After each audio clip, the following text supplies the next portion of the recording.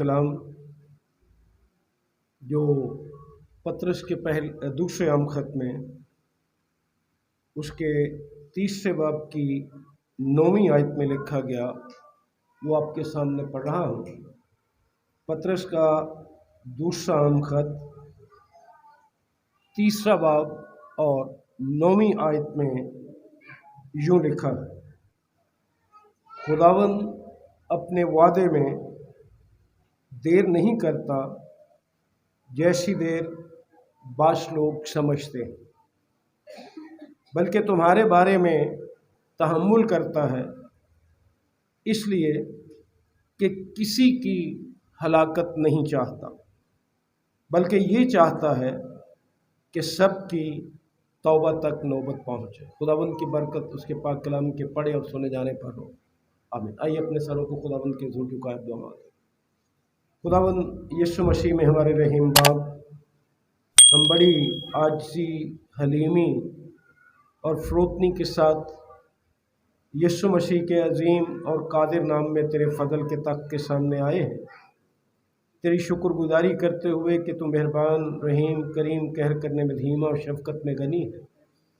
तूने आज तक हमारे गुनाहों के मुताबिक हमसे सलूक नहीं किया और ना ही हमारी बदकिरदारियों के मुआफ़िक बदला दिया, बल्कि हमेशा हम पर मेहरबान रहा। तूने हम गुनहगारों और निकम्मों की खातिर अपने बेटे को इस दुनिया में भेजा ताकि हमारी खातिर हर तरह का दुख उठाए, सलीब पर मारा जाए और तीसरे दिन मुर्दों में से जी उठे। उसकी फ़िदया बख्श मौत के लिए तेरी शुक्रगुजारी करते हैं। हमारी मिन्नत है खुदावंद कि आज जहाँ कहीं भी पूरी दुनिया में तेरे लोग इकट्ठे हैं कि तेरी इबादत और परस्तिश करें, उन सब पर तेरा फजल, उनके हिफाजत कर, गिरजाघरों की हिफाजत कर, या और किसी मकाम पर भी तेरे लोग इकट्ठे हैं वहाँ भी तेरी रहमत के निगहबान फरिश्ते चाहते हैं। इस वक्त तेरे हुजूर हाजिर हैं खुदावंद, तेरा अदना खादिम तेरे लोगों समेत तू अपना करम कर, अपना रहम फरमा, अपने अदना खादिम की कमज़ोरियाँ मुआफ़ कर, गुनाह बख्शे और अपने जलाल के लिए इस्तेमाल कर। इस बात का इकरार करता हूँ खुदावंद कि मेरा इल्म, अकल दोनों नाक़िस हैं। तू अपने करम से नवाज़ के रूहुल कुद्स की रहनुमाई मिले, तेरा कलाम तेरे लोगों तक पहुँचे, मैं घटूँ और तू बढ़े। जितने हम तेरी आवाज़ को सुने उस पर अमल करने वाले बने। हमारा ईमान है कि तू अपने वादे के मुताबिक यहाँ मौजूद है। यीशु मसीह के प्यारे और जलाली नाम से मांगते हैं, सुन और बख्श दे, आमीन। जैसा कि हमने इन आयत में देखा था, पहली आयत से, और फिर मैंने जो 9वीं आयत पढ़ी उसमें ये आयत इस तरह से शुरू होती है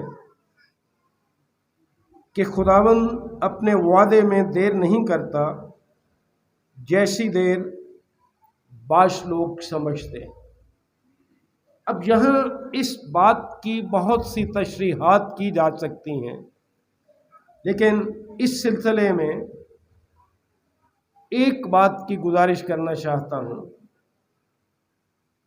कि दरअसल हमने खुदा की आवाज़, उसके पाक कलाम की तरफ अपने रवैये तब्दील कर लिए। बहुत से लोग हैं जो ये समझते हैं कि इतने साल हो गए हैं दुनिया बनी हुई को, आज तक तो दुनिया तबाह नहीं हुई।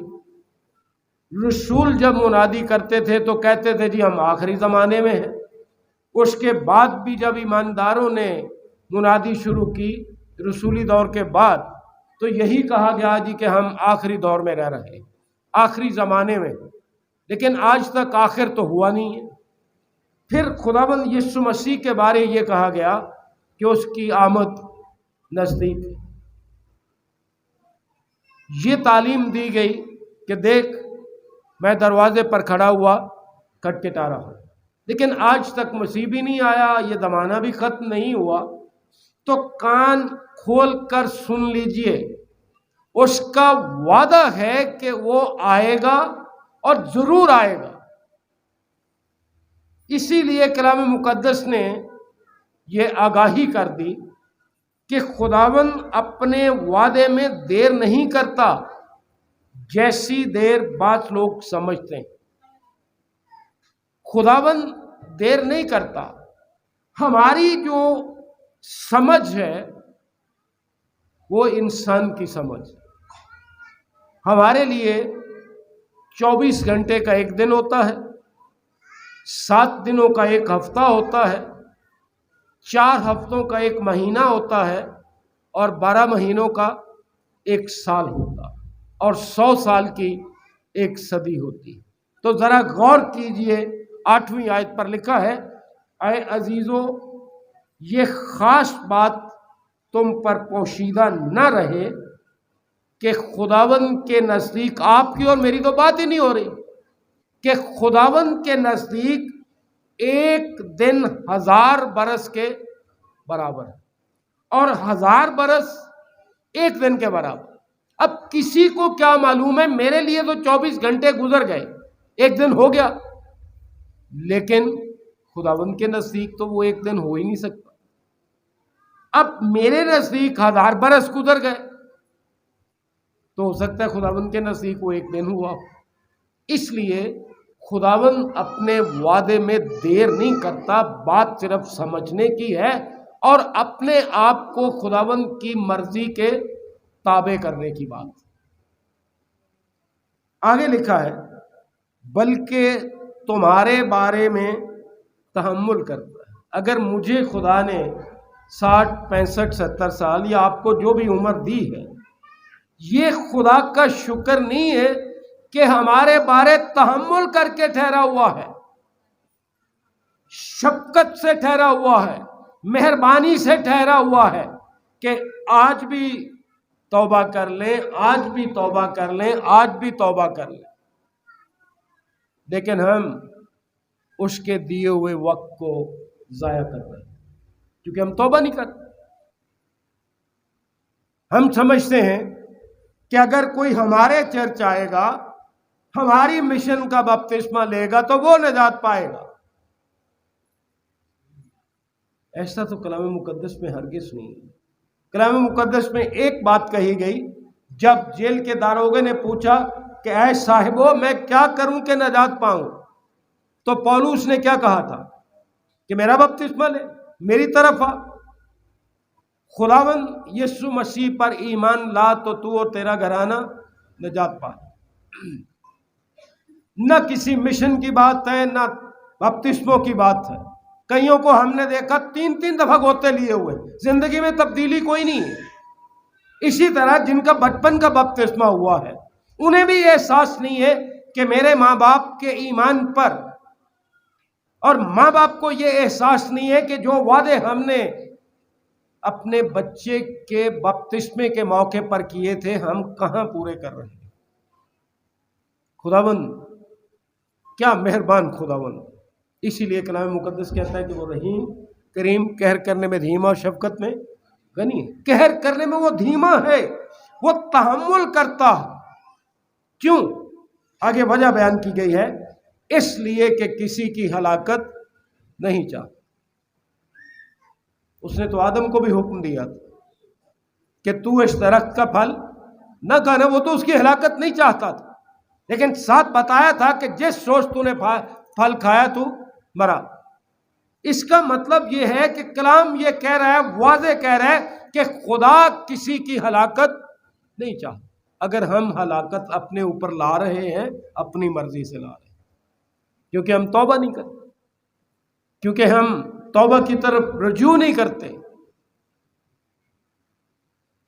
عزیز بھائیوں اور عزیز بہنوں، وہ اس لیے تحمل کر کے ٹھہرا ہوا ہے، پہلی بات کہ وہ ہماری ہلاکت نہیں چاہتا۔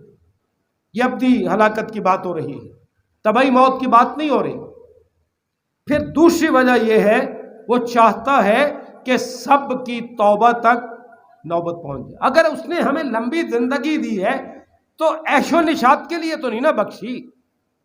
اس کی مرضی یہ ہے کہ ہم پورے طور سے توبہ کریں۔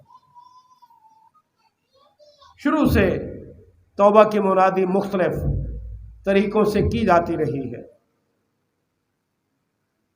یونا کی کتاب میں بڑا واضح طور سے لکھا ہے، اگرچہ آپ جب دیکھیں گے، اور یہ میں بھی مانتا ہوں، تسلیم کرتے ہیں سارے علماء جو ہیں، کہ یونا نے جا کے توبہ کے لیے نہیں کہا انہیں کہ بھائی توبہ کر لو۔ اس نے سادہ سی بات ایک کہی کہ 40 روز کے بعد تم برباد کر دیے جاؤ۔ جو کچھ پہلے ہوا کہ خداوند نے کدھر بھیجا، وہ کہاں چلا گیا، مچھلی کے پیٹ میں گیا، پھر باہر نکلا، پھر جو کچھ ہوا، تو تیسرا باب جو ہے وہ ہمیں یہ بتاتا ہے، 4 آیت میں کلام مقدس کہتا ہے، اور یونا شہر میں داخل ہوا اور 1 دن کی راہ چلا، اس نے منادی کی اور کہا 40 روز کے بعد نینوا برباد کیا جائے گا۔ کوئی توبہ کے لفظ تو نہیں ہے ہماری طرح، جس طرح ہمیں کہا جاتا ہے کہ توبہ کر لو، لیکن حقیقت یہ ہے کہ جب لوگوں کو یہ پیغام پہنچا کہ 40 دنوں کے بعد نینوا برباد کر دیا جائے گا، یاد رکھیے توبہ نہیں ہے تو سوائے بربادی اور ہلاکت کے کچھ بھی نہیں۔ یہ جو بربادی کا پیغام تھا، دراصل یہ توبہ کی طرف لانے ہی کا پیغام تھا۔ اگرچہ یونا کی اس قوم کے ساتھ لگتی تھی، لیکن پس منظر میں جو پیغام خداوند کی طرف سے تھا وہ یہی تھا کہ توبہ کریں۔ اور میں یقین جانیے جب کبھی بھی نینوا کے لوگوں کے بارے اور اس کے بادشاہ کے بارے پڑھتا ہوں تو میرے رونگٹے کھڑے ہو جاتے ہیں کہ ہمیں زندگی میں سینکڑوں مرتبہ کہا گیا کہ توبہ کر لو، اور ہم نے 1 مرتبہ نہیں کی۔ انہیں توبہ کے لیے براہ راست نہیں کہا گیا، انہیں یہ پیغام دیا گیا کہ 40 روز کے بعد نینوا برباد کر دیا جائے۔ کیا خوبصورت لوگ تھے، کیا خوبصورت منظر ہے، اور کیا تبدیلی اس قوم میں آئی ہے۔ 5ویں آیت میں لکھے، تب نینوا کے باشندوں نے خدا پر ایمان لا کر روزے کی منادی کی، اور ادنا والا سب نے ٹاٹ اوڑا۔ اور یہ خبر نینوا کے بادشاہ کو پہنچی، امیر غریب بادشاہ تک جب یہ خبر پہنچی، اور وہ اپنے تخت پر سے اٹھا اور بادشاہی لباس کو اتار ڈالا اور ٹاٹ اوڑھ کر راکھ پر بیٹھا۔ ہماری زندگی میں یہ عاجزی اور حلیمی کبھی نہیں آئی۔ ہم اپنے فخر اور غرور کے دائرے سے کبھی باہر ہی نہیں نکلتے۔ بہرحال کلام مقدس میں اس کے بعد ہم دیکھتے ہیں مقدس مرکز کی انجیل کا 1 باب اور 4 آیت سے 8ویں آیت تک پڑھ رہا۔ مقدس مرکز کی معرفت خداوند کی انجیل، اس کا 4 باب 1 باب 4 آیت سے لکھا ہے، یوحنا آیا اور بیابان میں بپتسمہ دیتا اور گناہوں کی معافی کے لیے توبہ کے بپتسمے کی منادی کرتا۔ مجھے یہ الفاظ کہنا کوئی آسان نہیں لگ رہا۔ ہم نے اپنی مشنوں کے بپتسمے کا رونا تو رویا، دن رات اس کی منادی کی، ہم بپتسمے کے طریقہ کار پر ایک دوسرے کے خلاف ہو گئے، لیکن جو کام تھا گناہوں کی معافی کے لیے توبہ کے بپتسمے کی منادی پر وہ زور نہیں دیا گیا جو دیا جانا چاہیے تھا۔ بہرحال بتانا یہ چاہتا ہوں کہ یوحنا نے توبہ کی منادی کی، اور یہودیہ کے ملک کے سب لوگ اور یروشلم کے سب رہنے والے نکل کر اس کے پاس گئے، اور انہوں نے اپنے گناہوں کا اقرار کر کے دریائے یردن میں اس سے بپتسمہ لیا۔ اور یوحنا اونٹ کے بالوں کا لباس پہنے اور چمڑے کا پٹکا اپنی کمر سے باندھے رہتا اور ٹڈیاں اور جنگلی شہد کھاتا تھا اور یہ منادی کرتا تھا کہ میرے بعد وہ شخص آنے والا ہے جو مجھ سے زور آور، میں اس لائق نہیں کہ جھک کر اس کی جوتیوں کا تسمہ کھولوں۔ میں نے تم کو پانی سے بپتسمہ دیا، مگر وہ تم کو روح القدس سے بپتسمہ دے۔ یوحنا نے کہیں بھی اپنا آپ مسیح سے آگے نہیں رکھا، جو ہم کرتے ہیں ہماری منادی میں، ہماری دعا میں، ہمارے پیغامات میں ہم آگے ہوتے ہیں اور خداوند کو پیچھے رکھتے ہیں۔ یہاں دیکھ لیجئے کہ یوحنا اپنا آپ پیچھے رکھتا۔ اسی لیے یوحنا نے جب مسیح کو آتے دیکھا تو اس نے کیا کہا تھا؟ دیکھو یہ خدا کا برہ ہے جو جہان کے گناہ اٹھا لے جاتا ہے۔ میری طرف اپنی نگاہ نہ لگاؤ، میں تو نہیں جہان کے گناہ اٹھا سکتا۔ تو ضرورت اس بات کی ہے ہم منادوں کو، خدا کے کلام کی منادی کرنے والوں کو، کہ ہم گھٹیں، صرف لفظوں سے نہیں، عملی زندگی میں بھی ہم گھٹیں اور خداوند بڑھے۔ یہ بھی توبہ کا ایک حصہ ہے کہ ہم اپنے آپ کو گھٹانا سیکھیں، حلیم بننا سیکھیں، فروتن بننا سیکھیں۔ متی رسول کی معرفت خداوند کی انجیل اس کا 4 باب جب ہم دیکھتے ہیں تو خداوند یسوع مسیح نے بھی توبہ کی منادی کی۔ 4 باب 17ویں آیت میں لکھا ہے، اس وقت سے یسوع نے منادی کرنا اور یہ کہنا شروع کیا کہ توبہ کرو کیونکہ آسمان کی بادشاہی نزدیک آ گئی۔ دیکھا اپنے پطرس نے کیا کہا تھا کہ خداوند اپنے وعدے میں دیر نہیں کرتا۔ مسیح کہہ رہا ہے کہ توبہ کرو کیونکہ آسمان کی بادشاہی نزدیک ہے۔ ہمیں تو نہیں پتا کہ اس کے نزدیک کتنا وقت گزر گیا، لیکن یہ بات یقینی ہے کہ آسمان کی بادشاہی نزدیک آ گئی ہے۔ وہ سب جنہوں نے توبہ نہیں کی انہیں توبہ کرنے کی ضرورت ہے۔ مسیح کی منادی کا آغاز ہی توبہ کی منادی سے تھا۔ اب مجھے نہیں سمجھ، اس کی بہت ساری تشریحات کی جا سکتی ہیں کہ توبہ کس کو کہتے ہیں، توبہ کس کو کہتے ہیں، لیکن 2 باتیں ضرور کہنا چاہتا۔ ہم جب اسکول میں تھے تو ہمارے پی ٹی ماسٹر جو ہوتے تھے وہ ہمیں پی ٹی کراتے ہوتے تھے، ایسے سیدھے چلتے جاتے تھے پریڈ کرتے، اور ایک وقت آتا تھا جب وہ آواز لگاتا تھا اباؤٹ ٹرن۔ اس کا مطلب یہ ہوتا ہے کہ آپ کا منہ جس طرف ہے اس طرف سے بالکل اپنا منہ پیچھے کی طرف کر۔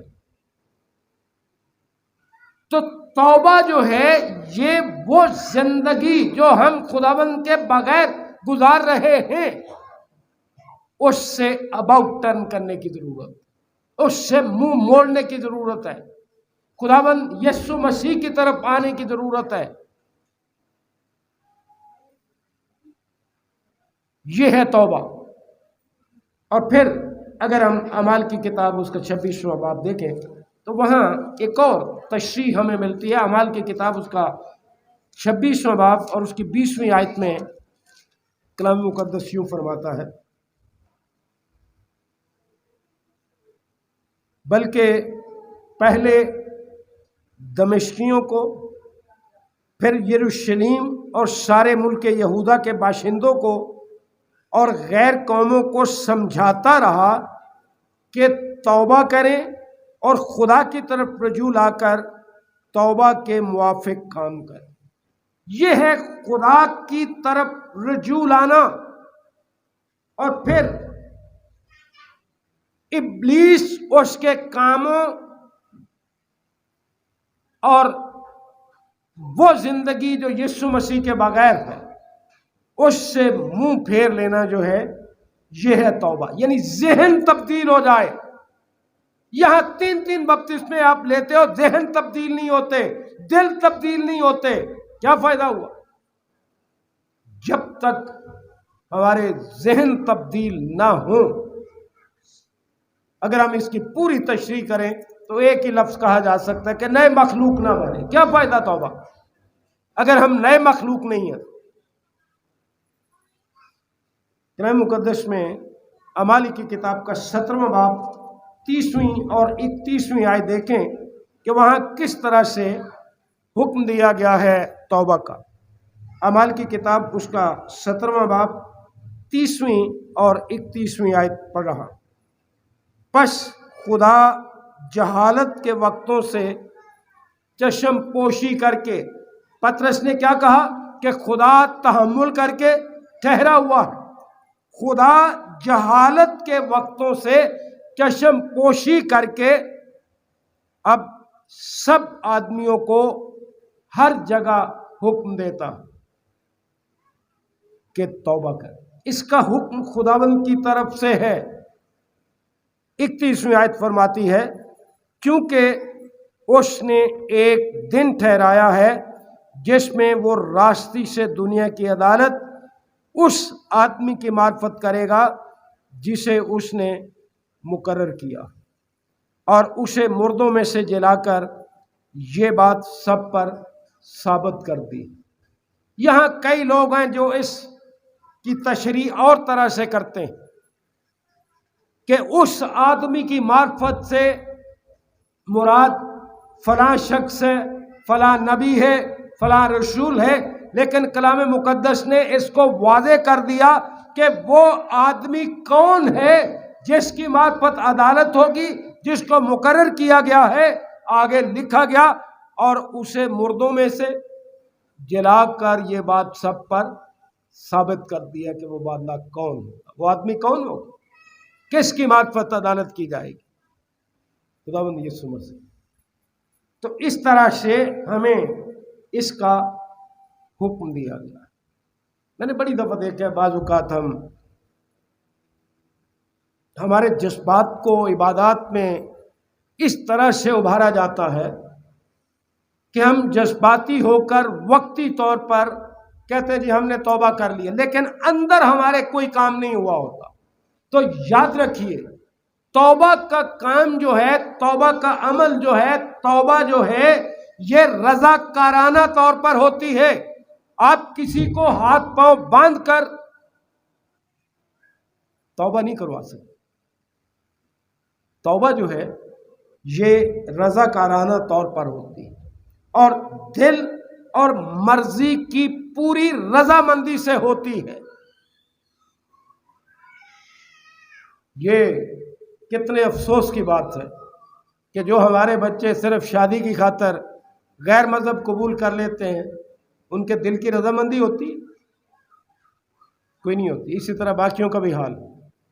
توبہ جو ہے دل اور مرضی کی پوری رضامندی اس میں شامل ہونی چاہیے. عزیز بھائیوں اور عزیز بہنوں، ایک اور بات غور سے سن لیجیے. توبہ کے لیے خدا کی مہربانی ہونا بڑا لازم ہے. اگر خدا کی مہربانی نہ ہو، اس کا فضل نہ ہو، اس کی شفقت نہ ہو، کوئی شخص اپنے آپ سے توبہ نہیں کر سکتا. یونا کی کتاب میں 30واں باب ہم نے دیکھا تھا، پڑھا تھا، اور ان میں خدا کی مہربانی کا عمل دخل کیا تھا کہ اپنے بندے کو بھیجا کہ ان کو جا کر یہ پیغام دے دے. یہ تھی خدا کی مہربانی. اسی طرح آج بھی خدا اپنے لوگوں کو بھیجتا ہے، کسی نہ کسی طرح ہم تک پیغام پہنچاتا ہے. توبہ کے بغیر سوائے بربادی کے کچھ نہیں ہے. سو توبہ کے لیے پہلی بات یہ ہے کہ خدا کی مہربانی اور اس کے فضل کا ہونا لازم. پھر خدا کے غضب کا علم ہونا چاہیے. جب تک آپ کو خدا کے غضب کا علم نہیں ہے آپ توبہ نہیں کر سکتے. یونا نے جا کے کیا کہا؟ 40 روز کے بعد تم برباد ہو جاؤ. جب انہیں خدا کے غضب کا علم ہوا، خدا کی وہ مہربانی جو یونہ کی صورت میں ان تک پہنچی اور یونہ کی ماتبت خدا کے غضب کا علم ہوا، تو انہوں نے کیا کیا؟ کمال کر دیا، اپنی زندگی میں ایسا نمونہ پیش کر دیا ہم سب کے لیے۔ سنیے ذرا تیسرا باب 5ویں سے 9ویں آیت پڑھ رہا ہوں۔ تب نینوا کے باشندوں نے خدا پر ایمان لا کر روزے کی منادی کی۔ یونہ نے کیا کہا کہ 40 روز کے بعد نینوا برباد ہو جائے گا۔ وہ خود ہی خدا پر ایمان لائے ہیں، روزے کی منادی کی، اعلیٰ و ادنا سب نے ٹاٹ اوڑا، اور یہ خبر نینوا کے بادشاہ کو پہنچی، اور وہ اپنے تخت پر سے اٹھا اور بادشاہی لباس کو اتار ڈالا اور ٹاٹ اوڑھ کر راکھ پر بیٹھ گیا۔ اور بادشاہ اور اس کے ارکان دولت کے فرمان سے نینوا میں یہ اعلان کیا گیا اور اس بات کی منادی ہوئی کہ کوئی انسان یا حیوان گلا یا رما کچھ نہ چکھے اور نہ کھائے پیے، لیکن انسان اور حیوان ٹاٹ سے ملبس ہوں اور خدا کے حضور گریہ زاری کرے، بلکہ ہر شخص اپنی بری روش اور اپنے ہاتھ کے ظلم سے باز آئے۔ یہ تھی توبہ، اپنی بری روش سے باز آنا، اپنے ہاتھ کے ظلم کو روک دینا۔ اگر ہماری زندگی میں بری روشوں کو ترک کرنا نہیں ہے تو کون سی توبہ ہم نے کی ہے؟ پھر 9ویں آیت میں لکھے، شاید یہاں تو بڑے بڑے دعوے کیے جاتے ہیں نا کہ یہ ہو جائے گا، یہ ہو جائے گا۔ ہماری عبادات میں دعووں کے علاوہ رہ کیا گیا؟ 3 اتوار آؤ، 3 جمعرات آؤ، اتنی دفعہ آ کے دعا کراؤ، یہ ہو جائے گا، وہ ہو جائے۔ اتنا کچھ کرنے کے باوجود لوگوں کا رویہ کیا تھا؟ کیونکہ انہیں نہیں معلوم کہ ہماری توبہ قبول ہوگی یا نہیں، ہمارے روزے قبول ہوں گے یا نہیں۔ انہیں نہیں معلوم کہ ہمارا ٹاٹ اوڑھنا، گریہ زاری کرنا خدا کے حضور مقبول ہوگا کہ نہیں۔ یہ تو خداوند پر ہے نا، وہ اس کو مجبور تو نہیں کر سکتے۔ اسی لیے آگے کہا گیا، شاید خدا رحم کرے اور اپنا ارادہ بدلے اور اپنے قہر شدید سے باز آئے اور ہم ہلاک نہ ہو۔ کوئی دعویٰ کیا انہوں نے؟ روزے رکھو دیکھو کیا ہوتا ہے، ٹاٹ اوڑھ لو دیکھو کیا ہوتا ہے۔ آپ خدا کو مجبور نہیں کر سکتے، آپ خدا پر اپنی مرضی مسلط نہیں کر سکتے، آپ خدا کو اپنی مرضی کے تابع نہیں کر سکتے، نہ دعا سے، نہ روزے سے، نہ دائی حقی سے۔ مجھے اور آپ کو اس کی مرضی کے تابع ہونا چاہیے۔ عزیز بھائیوں اور عزیز بہنوں، جب ہم پر کبھی اس کا غضب آتا ہے نا تو اسے مثبت انداز میں لینا چاہیے، خواہ وہ کسی صورت میں، کیونکہ اس کے غضب کے علم کے بغیر توبہ نہیں کر سکتے، اور پھر اس کا غضب ہی ہے جو ہمارے اندر خوف پیدا کرتا ہے۔ اس کا غضب اور اس کی محبت دونوں ہمارے اندر خوف پیدا کرتے ہیں، اور اس کی مہربانی ہمارے اندر محبت پیدا کرتی ہے۔ اب بات یہ ہے، مسیح یسوع نے کہا تھا کہ توبہ کرو کیونکہ آسمان کی بادشاہی نزدیک آ گئی۔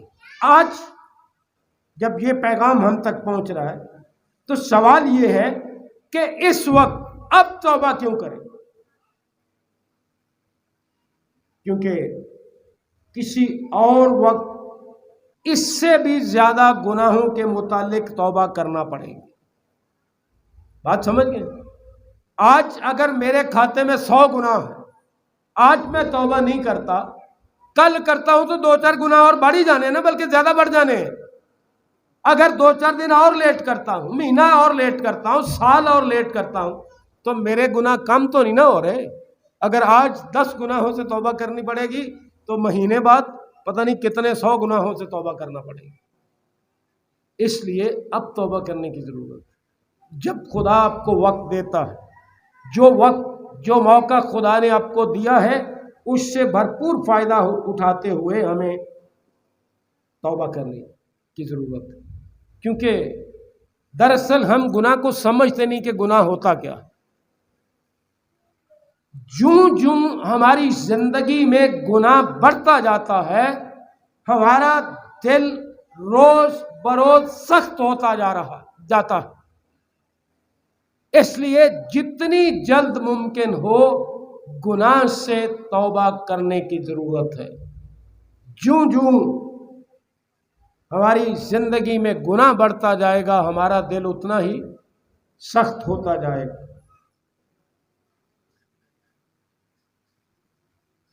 کبھی آپ نے دیکھا ہوگا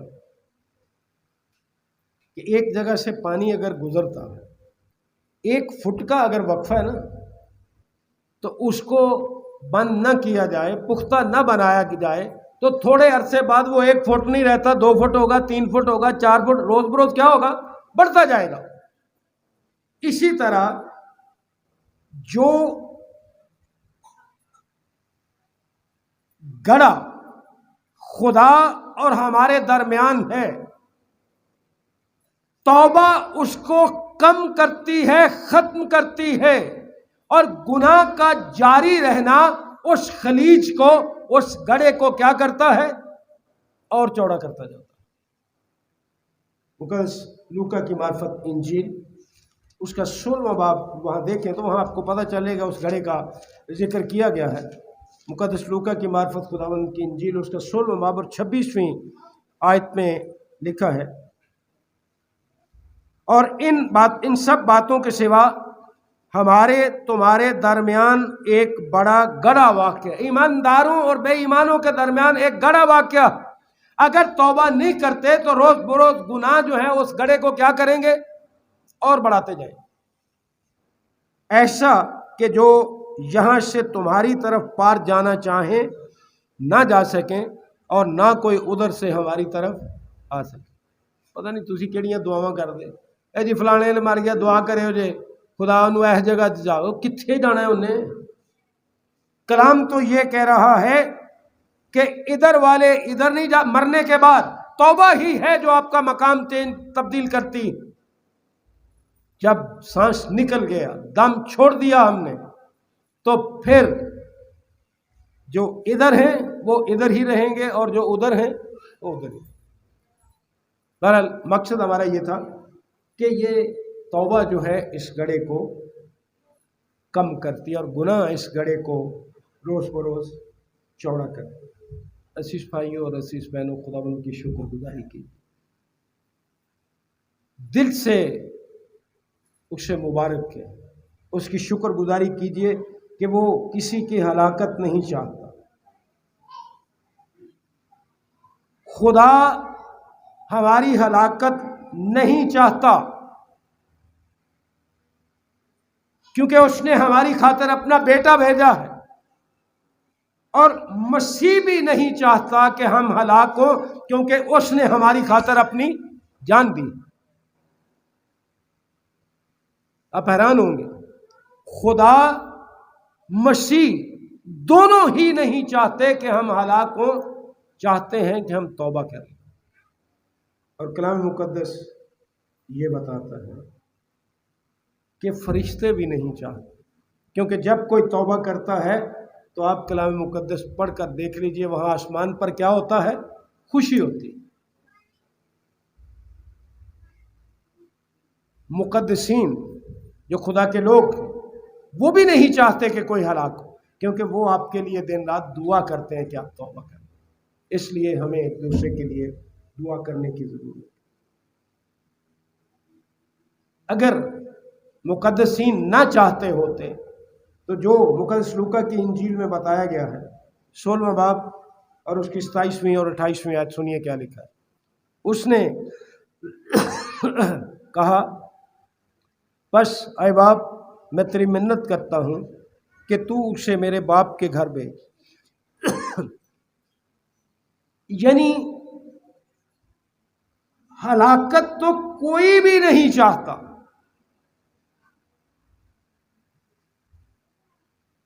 لیکن یہ سارا کچھ ممکن اس وقت ہے جب تک ہم زندہ۔